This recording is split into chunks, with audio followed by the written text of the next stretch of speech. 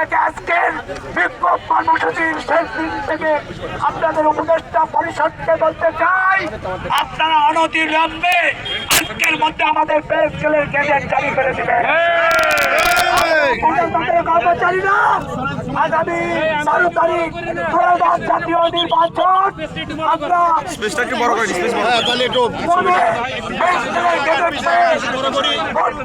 অংশগ্রহণ করতে পারি।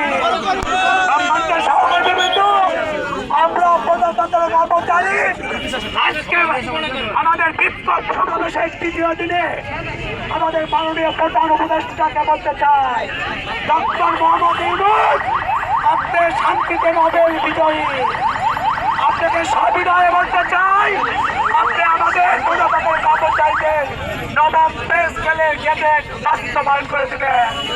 সম্মানিত সহকর্মীদের উদ্দেশ্যে বলতে চাই, আজকের মধ্যে যদি গেজেট প্রকাশিত না আমরা দাবি আদায় ঐক্য পরিষদের আহ্বানে আগামী 6 ফেব্রুয়ারি 2026 আমরা কেন্দ্রীয় শহীদ মিনারে সমাবেত হয়ে আমরা প্রধান উপদেষ্টার বাসভবন অভিমুখে তথা যমুনা অভিমুখে আমরা থালাবাটি নিয়ে আমাদের নবম পে স্কেল গেজেট চাইতে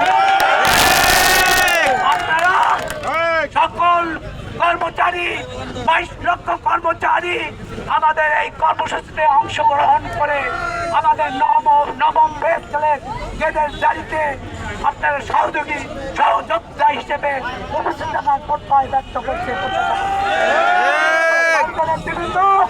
আমরা প্রজাতন্ত্রের কর্মচারী আজকে আমাদের মাননীয় প্রধান উপদেষ্টা পরিষদকে বলতে চাই,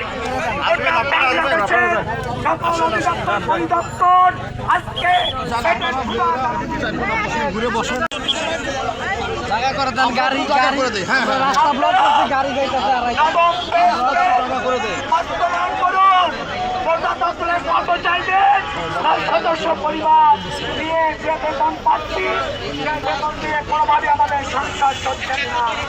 আর আপনারা পে কমিশন গঠন করে দিয়েছেন এই সরকারি পে স্কেল বাস্তবায়ন করতে।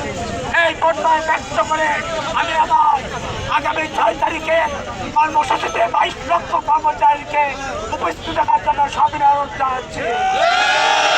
আজকের বিক্ষোভ সমাবেশ থেকে আইন প্রয়োগকারী সংস্থা, গোয়েন্দা সংস্থা তথা সকল প্রকার মিডিয়ার কর্মকর্তাদের সবিনয়ে বলতে চাই,